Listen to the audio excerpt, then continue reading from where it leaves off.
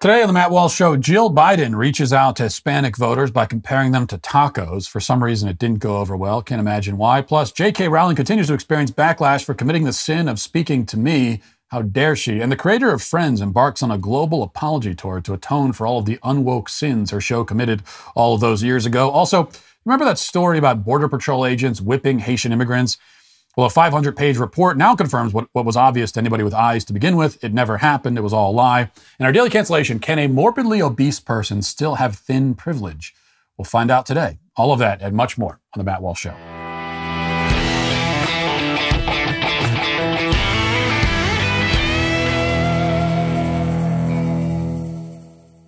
Do you want to know an easy way to adjust your spending and saving strategies? Just call my friends over at American Financing, which is America's home for home loans. There you can get a free, no obligation financial review so you can understand new ways to get out of debt faster.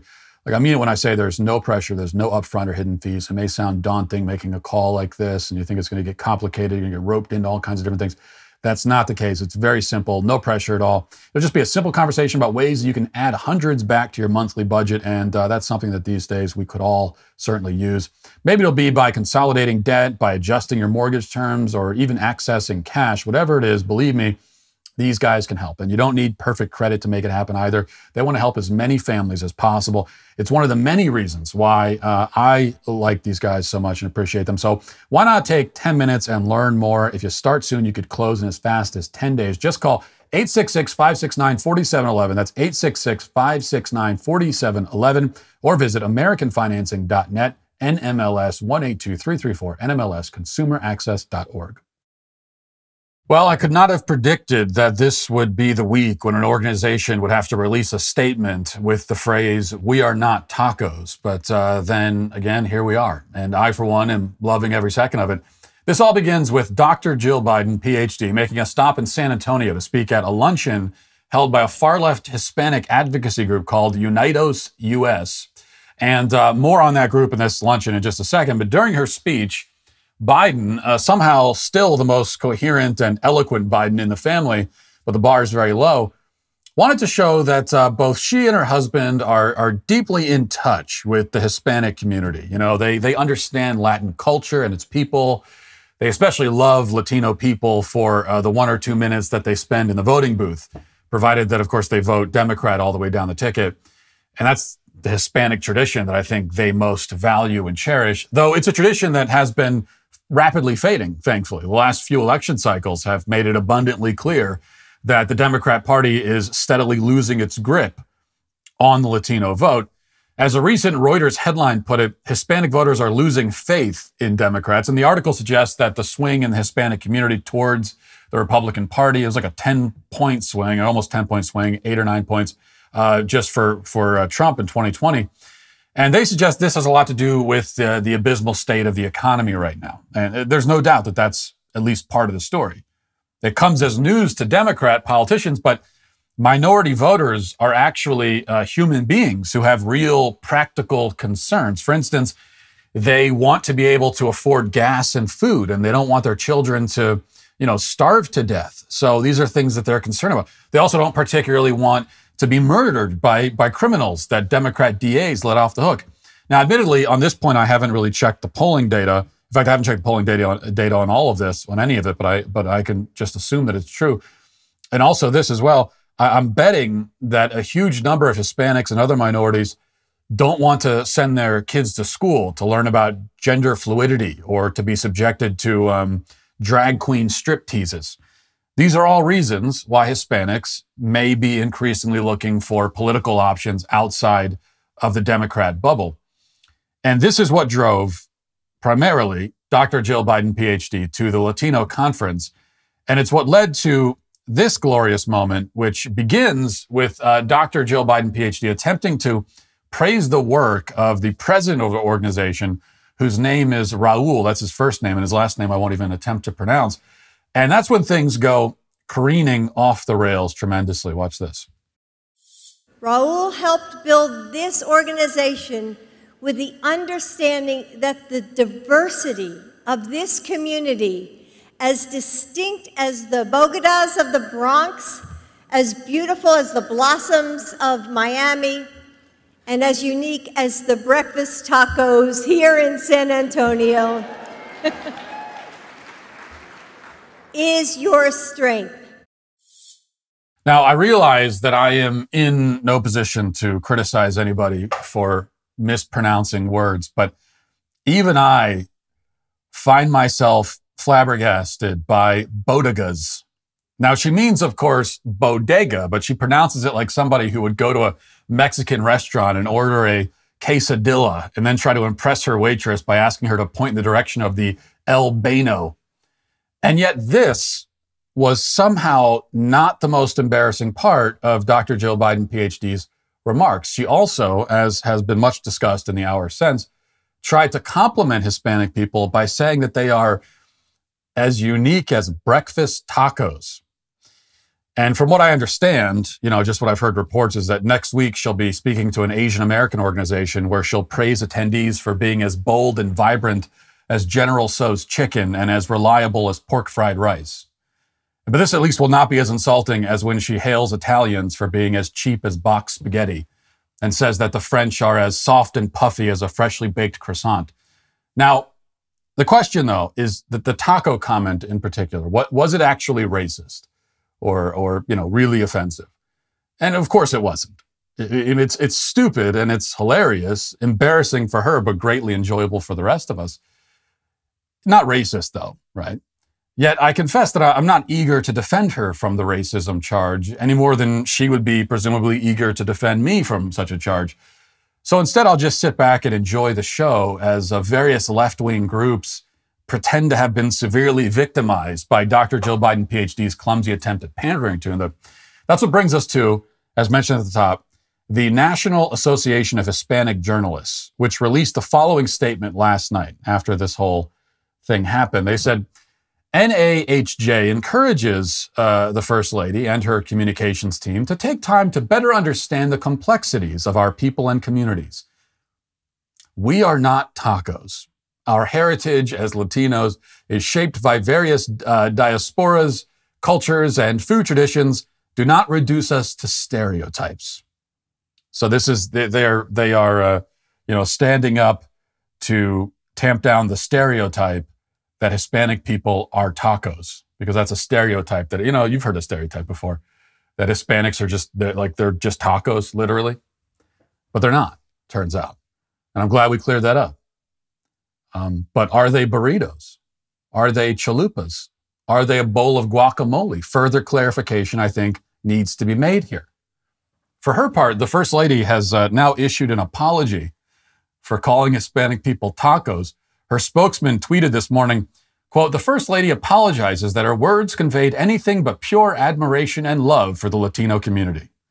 He then added that the guilt and regret she feels burns inside her like a very spicy salsa. And yet, amid all of this delicious taco controversy, I think the most truly offensive, actually offensive, and gratuitous aspect of this story has somehow been lost, as it so often is. Because the actual name of the conference where she delivered these ill-fated remarks was, quote, this is what it was, the Latinx Inclusion Luncheon. Now, inclusion is spelled with an X, and therefore pronounced, I guess, inclusion. Of course, the irony here is that if you actually add an X to inclusion, it becomes exclusion. So it's which actually there's I think something poetic about that. It's no wonder the First Lady, felt that she could be demeaning and patronizing in her remarks. She was speaking, after all, at the Latinx Inclusion luncheon. Obviously, she felt like she had some license here.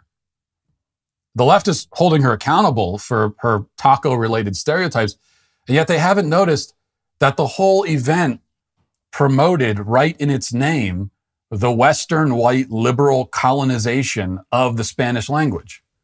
Now, I'm not Hispanic, but I can still say that I think I would rather be compared to a taco than have my language destroyed for the sake of appeasing LGBT militants. And then again, the same thing is happening to the English language, so I suppose we're all in the same boat. We have to understand, I think, getting away from the taco stuff for a moment, we have to understand the reason why they're randomly dropping the letter X into words, where it doesn't, of course, make any sense, and where it, in fact, destroys the meaning of the word itself. As we've talked about before, when you do this, especially with the Spanish language, which is a heavily gendered language, and you try to make everything gender neutral, you're just obliterating the language. You're creating a new language. And so what the left is saying to Spanish-speaking people is that, well, you shouldn't, your language is bad. Your language is transphobic and homophobic. You need a new language, and we're going to give it to you. Here it is. Say these words instead. Bark for me. Bark like dogs at our command. That's what they're saying to Hispanic people. But the X thing in particular, it seems totally arbitrary, right? Like, even if we agreed that we needed to make words more inclusive, which we don't, and which doesn't make any sense anyway. I mean, every word by its nature needs to be exclusive in that it means a certain thing and doesn't mean other things. Because if every word means everything, then no word means anything and we can't speak anymore. But why? But even if we agreed that words need to be inclusive, like, why would the letter X accomplish that? How does that work? Does the word inclusion itself need to be more inclusive? And if it does, how do you accomplish that by just dropping the letter X into it? Seems totally arbitrary, and it is. But this is what we have to understand. The arbitrariness is the point. This is what tyrants do. They manipulate their subjects, or simply command them, to do arbitrary and meaningless things because they're arbitrary and meaningless. It's like that scene in Cool Hand Luke when the jail warden makes Paul Newman's character dig a hole for no reason and then fill it back in and dig it again. The idea was to, break his will and his spirit, train him to be obedient and to follow orders. It didn't work in Cool Hand Luke's case, but for many Americans, it has worked. Now, the X thing in particular hasn't quite caught on yet. The Hispanic community almost uniformly rejects it. But give it time. I mean, the left has shown that this strategy works. Make people do arbitrary things, dance through hoops for no reason, break their will, train them to be obedient. As funny as the taco controversy is, I think this is the real agenda, what we should be talking about. Now let's get to our 5 headlines.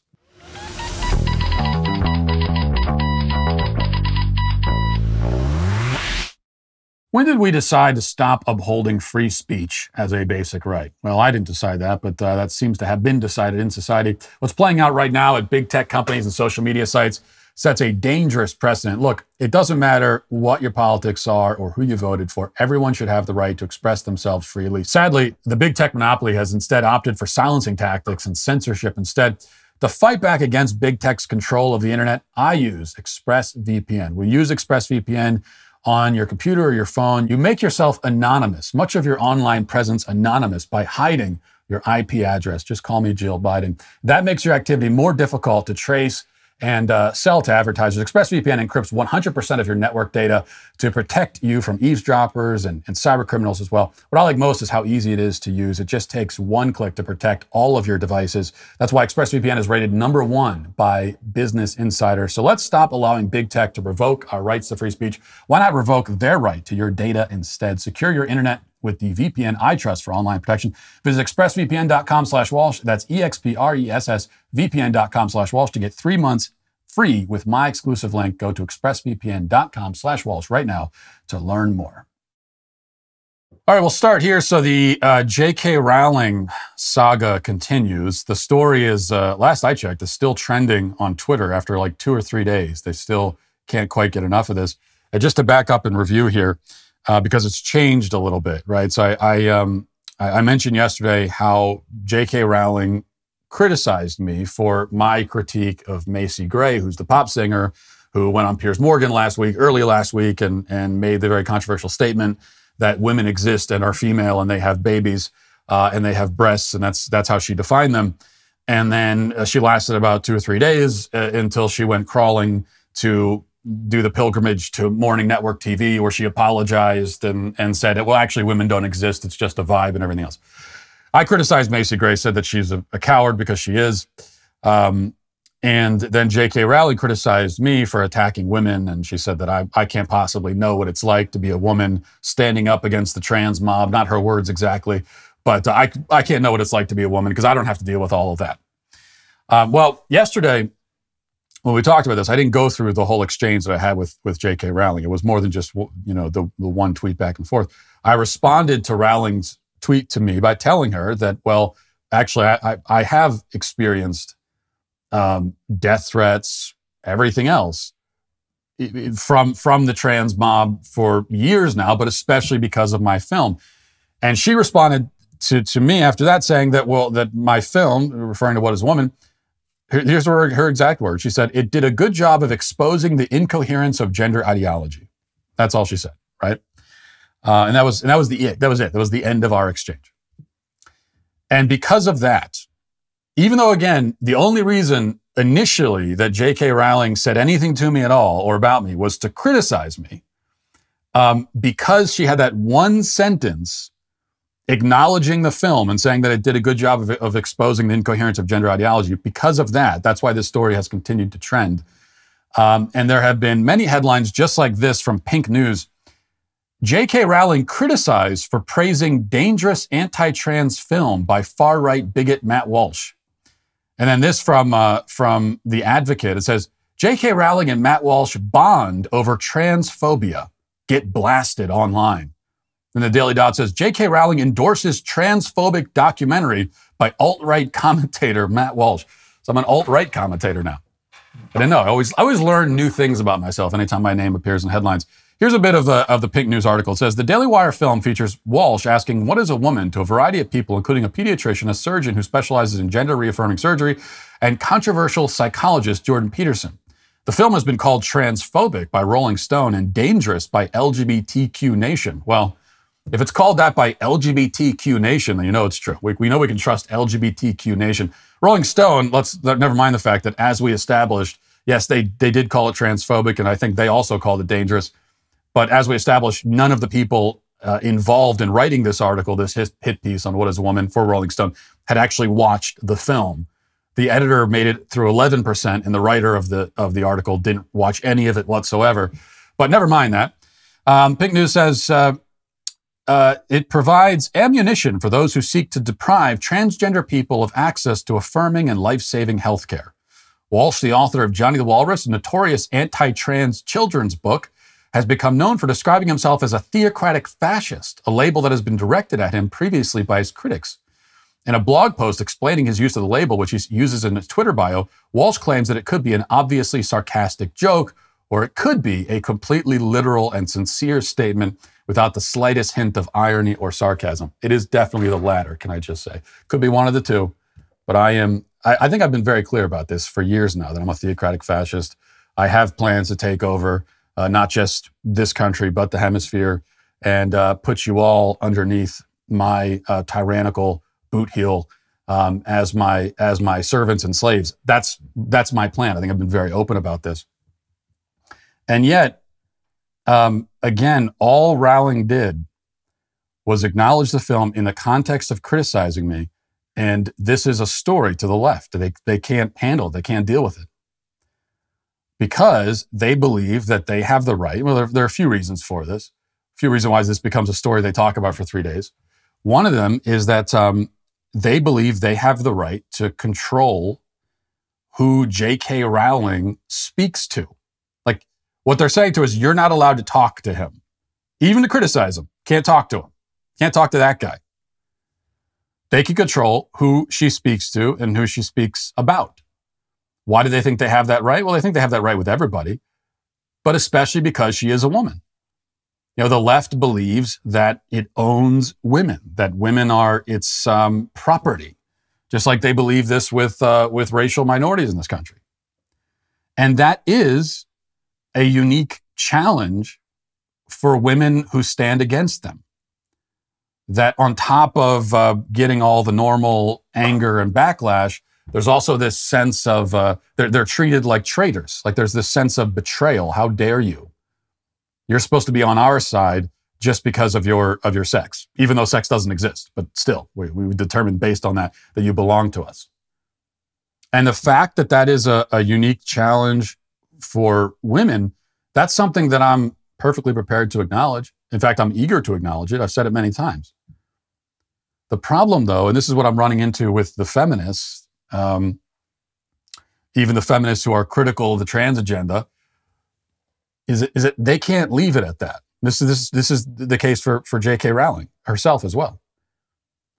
Like we could talk about if you're a woman and you stand up against the trans mob, you're going to be treated in a certain way, and there are going to be unique challenges that come with you being a woman standing up against these people. That's fine. We could talk about that. But the feminists, they can't leave it at that. They want to go all the way to claiming that, as J.K. Rowling did herself, that men aren't criticized at all when we say our opinion.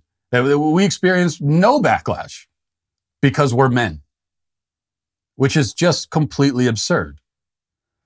And because they insist on this, then that's why, everything kind of breaks down. Any chance that we have for conservatives to sort of form this alliance with left-wing feminists, at least on the issue of transgenderism, any chance of that happening, in my experience especially, just completely breaks down.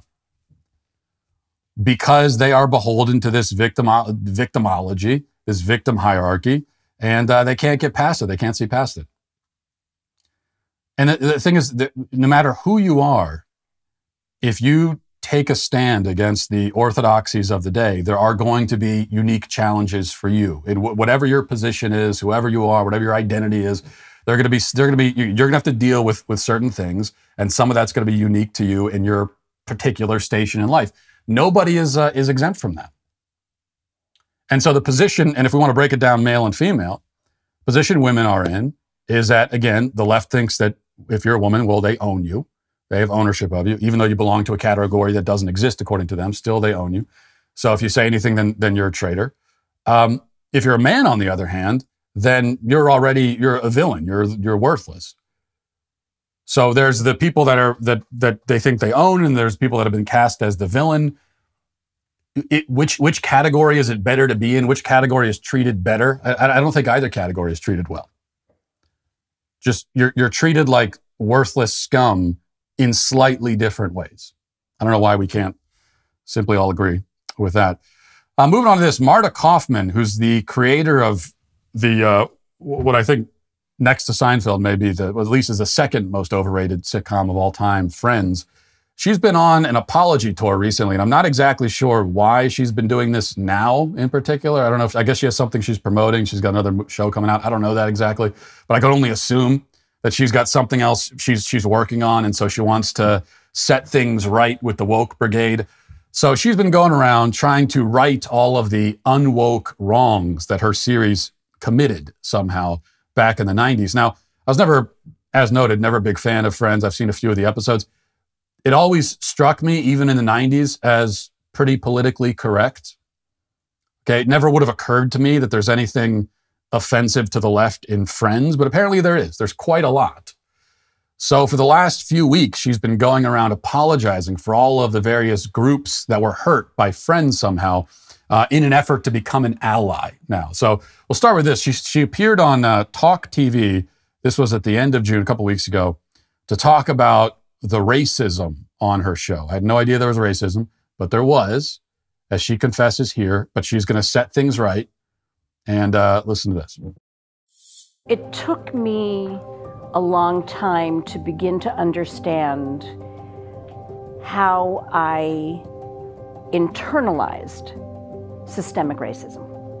And I've been working really, really hard to become an ally, anti-racist. And this seemed to me to be a way that I could participate in the conversation from a white woman's perspective. I hope it becomes the leading AAAS department in the country. I hope that this department gets everything it needs financially and can continue to engage students. And I hope it widens. Okay, so one thing she's been doing for the last, I don't know exactly everything she's been up to since Friends went off the air, but it's very clear that she's been studying wokeness, and she's been studying it closely because she knows, she speaks the language now. She had it all down, do the work, participate in the conversation, all this kind of stuff. It's still not clear to me. So what exactly was racist about Friends? It's not clear. I guess it's because there weren't enough black actors on the show, and so it erased. Apparently, this, at least I've learned. I can assume this is what she's talking about because this is what I've seen from other left people on social media, that Friends erased black people by not having enough of them on the sitcom. So I don't know, if you are a black person, you might not even realize that you were erased by a sitcom in the 90s, but you were. And if you don't feel harmed and damaged by that, you should. This, even according to the co-creator of the show, she even says that. So now she's pledging it's $4 million to support African and African-American studies. So she's trying to heal the racial wounds created by Friends because of that. But it's not just racial wounds. Look, anytime there's an occasion where someone is a victim, we know that that the trans club, they're gonna find their way in to that conversation. Okay, nobody in this country is allowed to be a victim by themselves without including trans people. Trans people are also victims. If you think you're a victim, there's always going to be the trans club coming right behind to say, "No, me too. Oh yeah, I'm also a victim of this." So she appeared on BBC last night in an interview to confess to various pronoun-related atrocities. Let's listen to that. Criticism it's difficult. I mean, Friends has been criticized in a number of ways. The biggest one being that we did not have enough representation of Black people. And over the course of the last few years, I have gotten to the point where I can say, unfortunately, yes, I'm guilty of that. I am guilty of that. And I'll never make that mistake again.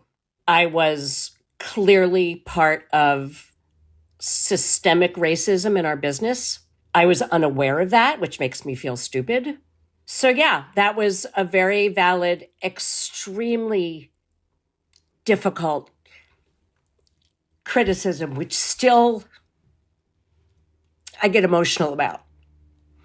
If I knew then what I know now, there are certain things I would have changed. But I didn't know them, and I have since learned. Here's one. We kept referring to her as Chandler's father, even though Chandler's father was trans. Pronouns were not yet something that I understood, so we didn't refer to that character as she. Oh, she's getting emotional. She's getting choked up. She's still, 20 years later, she's still crying about the fact. She's distraught because there weren't enough black actors in Friends, and also because she misgendered, who is it, Chandler's trans dad? Is that what it was? So that's why you would think that the left would celebrate Friends for being ahead of its time. I didn't even realize this until just now. But so one of the characters on Friends had a cross-dressing or trans or whatever parent. So you'd think that the left would be celebrating it and say it was ahead of its time in the 90s to have that kind of character. But no, because even though it was ahead of its time, it still had not yet caught, because it existed in the past. It wasn't aligned with what people are saying and doing in the year 2022, which is just an unforgivable sin. And so atonement must be made. And that's what she's doing now. It's no surprise to see this, especially from people in Hollywood. In order to find success in Hollywood to begin with, you have to empty yourself. Most of the time, you have to empty yourself of, any real personality, any real convictions, and you just become this empty shell of a human being. And that's why she has no problem. I mean, anyone else, I think, if you had like a spine and a soul, you would at least be embarrassed to be doing this apology tour for a sitcom that you made 30 years ago. But she has none of that. There's no dignity. So there's nothing to worry about for her. All right. So you remember that story about the the Border Patrol whipping immigrants as they tried to cross the border. This was several months ago. That was the story anyway, that there were immigrants, I think there were refugees, Haitian immigrants rather, trying to cross the border, southern border, and they were being whipped by Border Patrol agents. That was the story. It was a story amplified, of course, by the media, amplified by Joe Biden, the president himself, went on TV, was talking about what a horrible atrocity this was. And of course, there were a lot of things about that story, that a lot of questions that were raised that we could have talked about, we should have talked about. Like, for example, why are Haitian immigrants coming across the southern border? Well, we didn't talk about that, though. Instead, we talked about the fact that they were getting whipped. Even though, there were images at the time of this whipping. There were pictures, and there was video as well. And you could look at that, as we did on this show, and clearly see, oh, that didn't happen. They were not being whipped at all. Yes, some of the Border Patrol agents did have whips because they're on horseback, but they were using them on the horses, not on the immigrants. And you could clearly see that on video. And nonetheless, the media ran with it. Biden ran with it. He threw all of these agents completely under the bus. And they declared that there was going to be a long investigation into this whipping that anyone with eyes could see never happened. And so they did the investigation. And a couple of days ago, they released a 511-page report. Okay, the Customs and Border Protection Agency. They've been investigating this for months. They compiled a 500-page report about a whipping incident that there was already video evidence never happened. And they determined that, indeed, it never happened.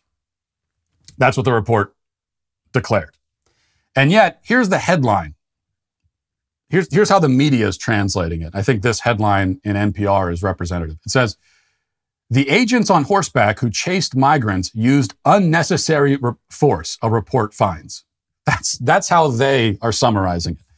It says, U.S. Border Patrol agents on horseback engaged in unnecessary use of force against non-threatening Haitian immigrants, but didn't whip any with their reins intentionally or otherwise, according to a federal investigation of chaotic scenes along the Texas-Mexico border last fall that sparked widespread condemnation. Again, the headline in the media, including on NPR and every other mainstream media outlet, was that they were whipping the immigrants. And now we're being told that never happened. Is there any retraction from any of these media outlets? No, of course not. Instead, we get the, we weren't exactly right, but we were basically right because they were still using force. Well, what kind of force were they using? Let's read on and try to find out. Because in the videos and in the photographs, I didn't see really any force being used. Except just in the sense that the Border Patrol agents are physical beings. So anything they do involves physical exertion. I mean, even speaking requires physical exertion. So is that what they mean by physical force? Well, maybe we'll find out. In a 511-page report released Friday, Customs and Border Protection blamed a lack of command control and communication for mounted agents using their horses to forcibly block and move migrants during an influx of Haitians arriving last September at the U.S. border outside Del Rio, Texas. CBP Commissioner Chris Magnus said during a news conference, "We're going to learn from this incident and we'll find a way to do better. Not everyone's going to like all the findings, but the investigation was comprehensive and fair." Video and photos of the incident made it appear agents were whipping Haitians. Well, no, it didn't make that appear that way at all. The headlines made it appear that way, but the video and the photographs did not make it appear that way. Caused outrage among advocacy groups and civil rights leaders. The Biden administration promised a full investigation after many in the president's own party objected that such tactics with racial overtones were the kinds of policies that the U.S. was supposed to be moving away from after years of hardline immigration tactics under President Donald Trump. Yeah, I wish there were hardline immigration tactics under President Donald Trump. One of my biggest problems with the Trump administration and his tenure is that we did not at all get the hardline tactics that we were promised. But anyway, former police chief Magnus took over the nation's largest law enforcement agency, blah, blah, blah. What I'm trying to get to is where exactly was the physical force? I mean, that's in the headline, that they used inappropriate force. And then in the first sentence, they say it again, but where exactly is the force? Are they going to explain what they meant by that? And as you go through the article, it doesn't appear anywhere. So it would seem that by physical force, what they mean is that exactly what I said, actually, that the Border Patrol agents are physical beings, and they were there, like, exerting themselves physically. And so that's what we mean by physical force. And yes, they did try to block the illegal immigrants from running across the border and running away. You don't really see any physical contact being made, but they do position themselves in front of the illegal immigrants to try to block them. And you might point out that that is exactly why they're there. They're called Border Patrol. This is enforcement. They are there to try to block people from coming across the border illegally. That's one of the only reasons the Border Patrol exists in the first place. That is being called unnecessary and inappropriate force, as a way of papering over the fact that the whole story about whipping Haitian immigrants was completely false and fabricated from the beginning. All right, I'll move to this. This is from the Daily Wire. It says the Food and Drug Administration received its first application for an over-the-counter birth control pill on Monday. The application comes just weeks after the Supreme Court's ruling overturned Roe v. Wade, which has some critics concerned about access to contraceptives. There's no reason why there should be any concern about that, because Roe v. Wade has nothing to do with contraception. But it says the company behind the application, HRA Pharma, a Perrigo company, seeks to become the first daily birth control pill available in the U.S. without a prescription. Now, this is very bad news, obviously very bad news. It should be obvious to most people anyway. And the reason is that, we have been in this country below replacement level since probably the early 70s. What counts as replacement level, that can vary depending on who you talk to. But since about the early 70s, we've been below population replacement level. Last year, in 2021, saw the slowest population growth in U.S. history. 75% of counties in this country lost population. First time that's ever happened. Total growth was 0.1%, which is definitely below replacement level. And that is one of the many reasons why I don't celebrate any news about more accessible birth control. Another reason is that the whole idea that birth control is inaccessible, or there's a lack of birth control, or it's hard for people to get their hands on birth control, the whole idea is completely absurd and nonsensical and a complete false narrative. There is the options for birth control for anyone who wants it are plentiful. Unless you live out in the wilderness, 100 miles from the nearest town, and there's not very many places you can go in this country to live somewhere like that, and not very many people do. But unless you live in a situation like that, birth control is very accessible to you. Like you can get a form of birth control, of contraceptive at almost any gas station. That's how accessible it is. And yet we're continually told how there's this phantom problem of people not being able to obtain birth control. It's just like the people who have trouble voting because of voter ID laws. I think these are two people these are two groups in the same camp, in that they don't exist, or at least I've never seen any real evidence of them. Okay, I want to talk to the person, whoever it is, who's actually had trouble obtaining some form of contraceptive in this country. I want to know how that is. Like, how exactly did that work that you had trouble obtaining it? So that's the first problem with it. But the other problem, as I said, is that population is declining rapidly, and that is a crisis. Why is that a crisis? Well, because we're dying off as a people, as a country, which would seem to be a problem to me.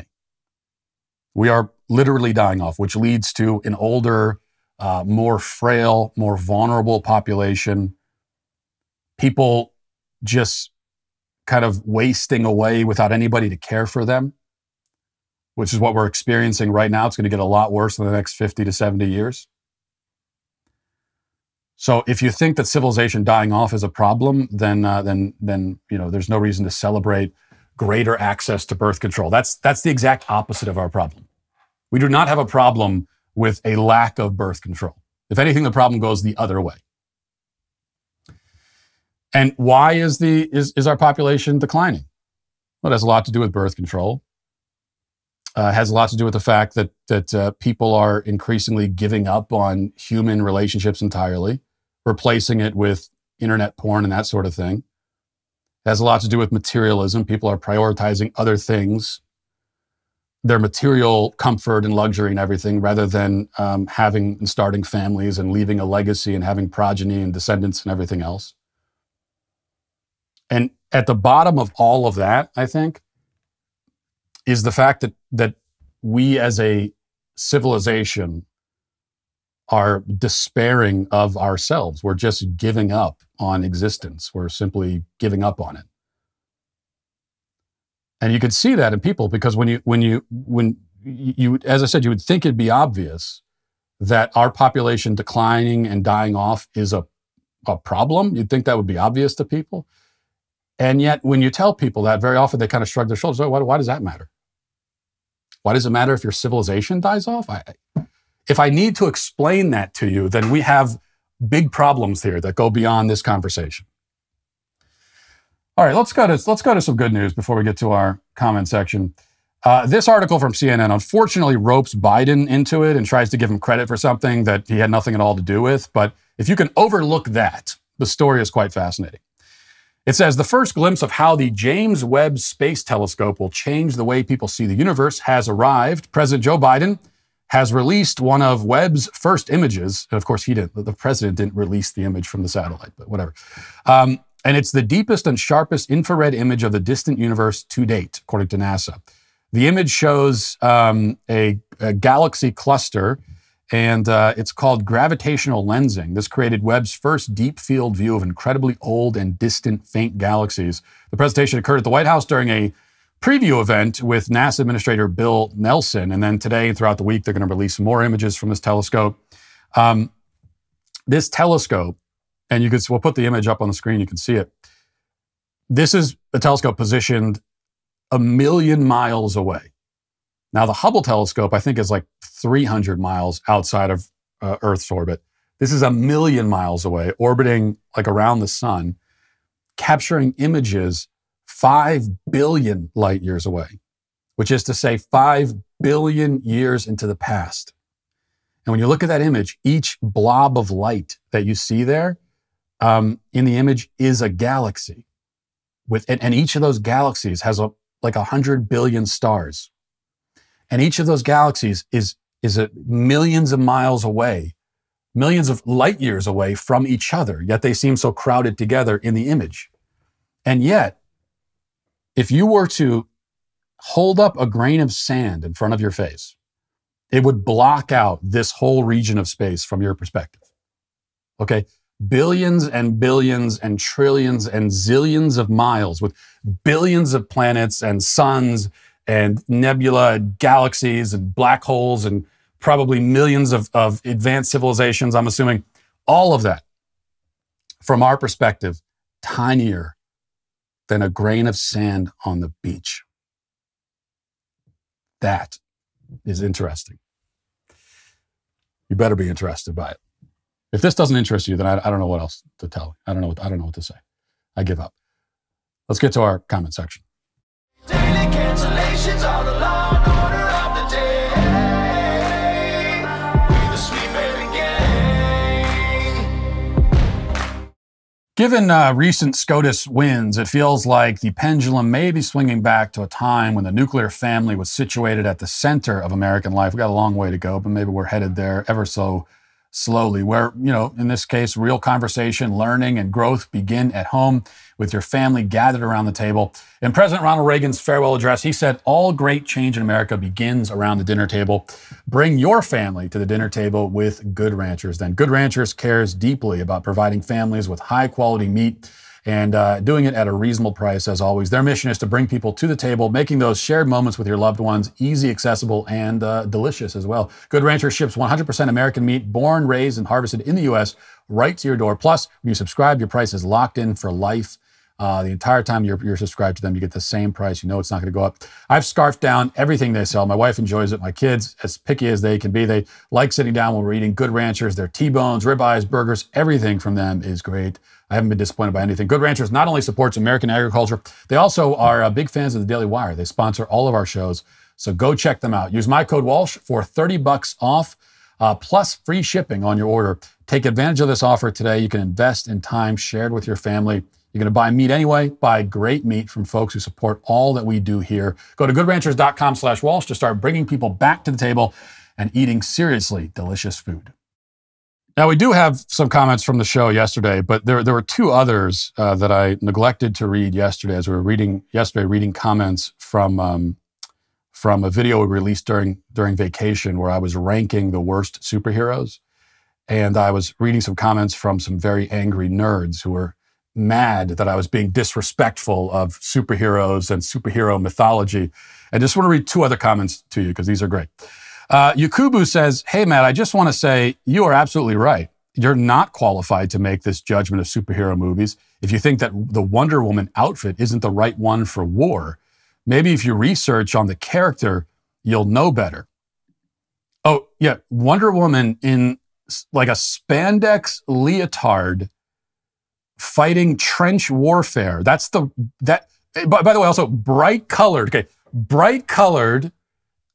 the hair and makeup's perfectly done. Bright colored spandex uniform for trench warfare. For 20th century trench warfare. You think that's the right outfit? That's what you would go with? If someone said to you, if you got enlisted to be involved in trench warfare, that you would say, "Hey, let me go grab my spandex real quick." Come on, Yukubu. You know better. Dwight says, "Usually I'm very much in agreement with Matt Walsh, but I could not watch this whole video. Blatantly ripping female superheroes for a show and trying to compare them to realistic standards when they're obviously fictional characters is ridiculous and irresponsible. Everything he's saying can be applied to male superheroes if you utilize that same logic. The tone from the first 8 minutes I watched really makes it sound as if he personally does not like women superheroes. Were they the greatest movies? No, but find other relevant topics. Come on, man." I just love this. I love this comment for so many reasons. It's irresponsible. So it's like dangerous and irresponsible to criticize female superheroes. I'd love to learn a little bit more about that, why it's irresponsible. You accuse me of not liking women superheroes. Well, yes, I'm guilty as charged. I'm not hiding that. But I also don't like any other superheroes. So you can rest easy, I suppose, on that part of it. And then you complain about the topic itself. We'll find something else to talk about. You clicked on a video where the title was ranking the worst superheroes. So it doesn't make any sense to click on the content and then criticize the content for existing. It's just like if I walked in to if I were Jill Biden walking into a taco restaurant and then saying, "Why are you guys making tacos in here? Why don't you make a pizza instead?" If you want other content, then just don't click on that thing, which is very clearly labeled. All right, let's go to some comments from the actual show. Says, H. Mills says, "Matt, how are you so on top of things already? We just got back from vacation with our 6 children and had an amazing time, but I'm on my second day trying to recover. The Suburban is still trashed. There's a mountain of laundry, and somehow the house is trashed when we haven't been here. We also brought home a cold. Parents need at least a week to get back to normal. Glad to have you back."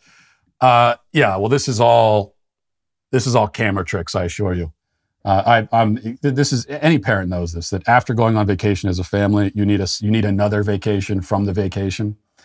But part of the advantage I have is that I'm still like semi on vacation. I'm at least in the place where we vacationed. So, but make no mistake that I can pull together slightly a little bit for camera, not even that well. But in reality, I'm just falling apart in so many ways. William says, "Matt is a different kind of creature. I honestly don't think most people could handle the attack that comes when you speak the truth about gender.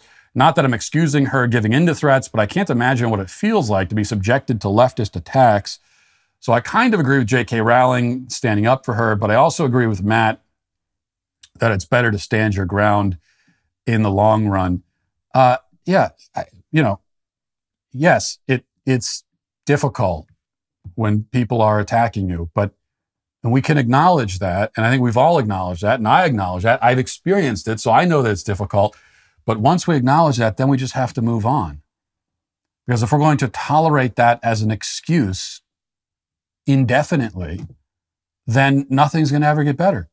Like if you want any kind of positive change in society, it requires at least a little bit of courage. There's no way to do it without courage. Courage is, I think C.S. Lewis said, courage is the testing point of all virtue. You can't really have any virtue if you don't have courage. So and I appreciate that you're trying to be empathetic. But at the same time, what you're basically saying is, yeah, but if it requires courage, then we shouldn't expect people to do it. Well, that is also, talk about giving up on civilization. I mean, you're just giving up or throwing up our hands. And we need to hold people to a higher standard than that. Yes, it does require courage to stand up against the mob, but we all should expect each other to show courage. And if we don't, we should be held accountable for that. Let's see. Peanut Pablo says, I feel so bad now because I'm blind and I have my fiance drive me places. I'll have to put up with the judgment of Sweet Daddy Walsh and the Sweet Baby siblings. Well, I hate to say it, but, just as I know that I can't depend on any excuse when I relinquished the steering wheel to my wife, even though I'd driven 17 hours and she only drove 2, and I felt like I was falling asleep at the wheel, so I had to. It's not a good excuse. The man always drives, and I think even visual impairment is just not a satisfactory excuse, I'm afraid to say. And finally, Jeremy says, why is everyone in the comments calling him Sweet Daddy Walsh? Well, here is someone who doesn't know the first rule of the Sweet Baby Gang and is therefore banned. But thanks for watching anyway. Every day, the universe is expanding and we're learning more about it and how interesting and fascinating it is. Both the literal outer space version and also our own Daily Wire Plus multimedia universe, which is even more fascinating than the actual universe. As the world's first non-woke streaming service, Daily Wire Plus is everything you love about the Daily Wire, plus so much more. As a member, you get exclusive access to new shows and features from Jordan Peterson, plus the entire PragerU library, plus animated and live-action kids content, which is coming soon, plus original movies and documentaries, all of that. Now that I mention it, Daily Wire Plus does have this one gripping transcendent documentary in particular that you should check out. Maybe you've heard me mention it a time or two. It's called What is a Woman? It has a score of 97% on Rotten Tomatoes from the audience anyway. The mainstream critics have just completely ignored it, but the audience loves it. And you can watch What is a Woman for yourself and find out why. You can also watch all of our other great documentaries, movies, and shows by going to dailywireplus.com or download and open the Daily Wire app today. If you aren't yet a member, you can get 35% off when you sign up now. It's time to build the future you want to see. Become a member at dailywireplus.com today. Now let's get to our daily cancellation.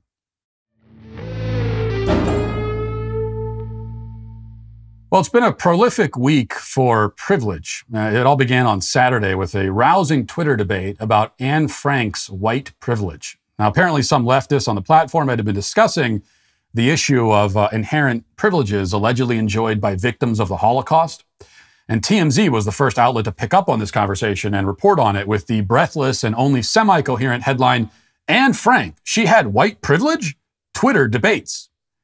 TMZ reports in their article, Twitter is yet again proving it's the worst for bulk bad takes, this time debating whether Anne Frank, who was hunted and killed by Nazis, had white privilege while alive. Then there's an emoji. I don't even know what that emoji is supposed to mean. They put it in the middle of like a news article, an emoji. Then they continue, you might have noticed that the late Holocaust victim was trending Saturday, but finding out why is disheartening. Some, it seems, have floated an argument that Frank benefited from white privilege in Nazi Germany, an argument that is rightly being shot down left and right. Unclear how this toxic discourse first started, but it seems to stem from a warped notion that Jews had the benefit of their skin color to go unnoticed in public, if only temporarily, during that bleak time in history, while POC historically haven't been able to do so. The theory is so twisted, and yet it's being defended by a select few on the Bird app. Now, as always, the first thing that jumps out at you anytime you read a TMZ article is that the film Idiocracy had it wildly wrong, because in the movie it took 500 years for the world to be so completely dumbed down and stupefied that a guy with an IQ of 95 is the greatest genius on the planet. by all appearances, we'll reach that point probably in another, I don't know, not 500 years, maybe 500 minutes or so. As for the white privilege debate, TMZ may be scandalized by the very notion that a 16-year-old girl who died in the Holocaust could be accused of having, any kind of privilege at all. And it is an incredibly stupid idea, but it's also what leftism teaches. The doctrine of white privilege clearly states that white people possess inherent privileges on the basis of their race. No exceptions are made for this, or can be made, because any exception would unravel the whole idea of inherent privilege to begin with. If any individual white person can lose their privilege or never possess it to begin with, it would prove that privilege is not something automatically bestowed on everyone based on skin pigmentation. And if that's the case, then the white privilege creed is invalid, but the invalidation of the white privilege concept would mean the invalidation of the left's entire racial project, which they can't allow to happen. This means that all white people everywhere, in all situations, must be indicted for possessing inherent privilege, no matter how invisible that privilege may seem. Holocaust victims had privilege. The white child born in a single-wide trailer to a meth-addicted mother has privilege. The homeless white guy sleeping under the bridge has privilege. The white college applicant denied acceptance in favor of a less qualified minority applicant has privilege. If you are white, even if you can find no evidence in your life that you were ever given any advantage because of your race, and even if, on the contrary, there's actually evidence that you've been disadvantaged because of your race, you still have privilege. Privilege is unfalsifiable. There is nothing you can do to disprove it, and that includes being murdered in the Holocaust. If that sounds crazy to you, well, yes, exactly. You're getting the point. But there were more developments on the privilege front this weekend. A TikTok video went viral thanks to our friend Libs of TikTok, featuring an obese woman explaining the concept of thin privilege. Yes, privilege is not just assigned based on race, of course. There are many other forms of it, as TikTok user Gay DHD Goddess explains. Listen. I have thin privilege. What? But I'm so fat. I'm like a size 20, 22. How can I possibly have thin privilege? Because there are people who are fatter than me. When I go up on a plane, I might need a seatbelt extender. I might be uncomfortable. I may not feel good. People may say things to me. But I don't need to buy a second seat or risk getting kicked off the plane. That means that I have privilege compared to people who have that experience. You may not even need a seatbelt extender. If that's the case, then you have privilege compared to me. Somebody who is a model size may have privilege compared to you, but that doesn't mean you don't have any privilege. Almost all of us have some thin privilege. It's a spectrum and it goes by degrees. Right. If you need a seatbelt extender, you still have thin privilege because at least you fit into one seat, she says. She actually says that. And if you need two seats, you still have thin privilege compared to somebody who takes up the whole row. And that person actually has thin privilege compared to somebody who needs to charter their own military cargo plane just to get around. And that person has thin privilege compared to somebody who can't fly at all and has to be tied down to an aircraft carrier like King Kong and dropped off on a mythical island filled with other prehistoric beasts. As long as there's at least one other life form theoretically more gargantuan than you have thin privilege, we're told. Now, you can kind of see the self-serving, I would really call it brilliance of the thin privilege spectrum concept, because all at once it allows the fat person to claim victim status, competing for gold in the oppression Olympics, while at the same time rationalizing their gluttony by also claiming thin status in comparison to people fatter than themselves. So they can have their cake and eat it too, in their case, both figuratively and I'm sure literally. The magic of intersectional victimology all at once makes them both victims of fatness and beneficiaries of thinness. They can be both. It's the best of both worlds. Or at least it would be if the worlds actually existed, but they don't. Because as a great philosopher once said, I think it was Aristotle, he said, quoting, he said, "The mere existence of a fatter ass does not make your ass any less fat." Thinness, may have a relative component to it. For example, even after gorging myself on vacation for a week and a half, I am still thinner than, let's say, a humpback whale. But that doesn't really mean anything, because if you're a human being, your thinness or fatness is judged really not based on a comparison between yourself and other species or even between yourself and other people, but rather on how a human is supposed to be built. The problem with being fat is that if you are fat, you are carrying around more lard than your body was made to handle. And that would be the case even if you were the only person on earth. Even if you are morbidly obese and everyone else dies and you're the last person living, you would still be fat because your body wasn't made to handle all that fat. You're overtaxing your bones, your internal organs. You're killing yourself. That would be the case no matter what anybody else is doing. This is also why thin privilege makes no sense. No matter what the left has tried to do with the word, privilege is quite simply, as the dictionary still defines it, at least for now, a special right, advantage, or immunity granted or available only to a particular person or group. That's a privilege. The ability to fit onto an airplane seat is not a special right or advantage. The ability of my liver and lungs and other internal organs to function normally is not a special right or advantage. It's simply the standard human experience. It's what we're supposed to all experience. The obese person has inflicted upon himself special disadvantages. That doesn't make him a victim in any kind of societal sense of the term. The same can be applied to the concept of racial privilege. If you as a white person have never been explicitly granted special rights or advantages or immunities because of the color of your skin, then you don't have white privilege. Okay, if there is nothing that you're like allowed to do because you're white that other non-white people aren't allowed to do, then you don't have white privilege. You might have other privileges. There are indeed privileges that come with, let's say, being wealthy. There are privileges that come with being extremely attractive. Not that I would know.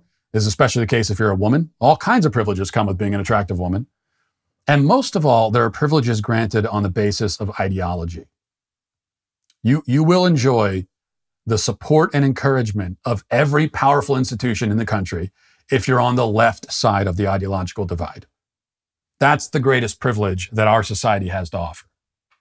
It's where true privilege can be found in many ways. So ironically, those complaining about their lack of privilege are doing so in order to gain privilege.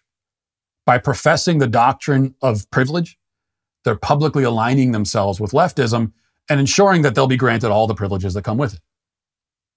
And that is why white privilege and thin privilege and all the other fallacious concepts of privilege are today canceled. And we'll leave it there for today. Thanks for watching. Thanks for listening. Have a great day. Godspeed.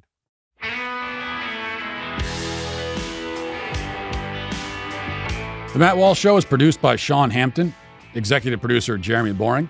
Our supervising producer is Mathis Glover, production manager Pavel Vodowski. Our associate producer is McKenna Waters. The show is edited by Jeff Tomlin. Our audio is mixed by Mike Coromina. Hair and makeup is done by Cherokee Hart. The Matt Walsh Show is a Daily Wire production, copyright Daily Wire 2022. Joe Biden compares Hispanics to tacos. Glenn Youngkin figures out a way to rid Virginia of 300 useless government bureaucrats. And a gay couple sues when a designer baby son turns out to be a daughter. What is a daughter? Check it out on The Michael Knowles Show.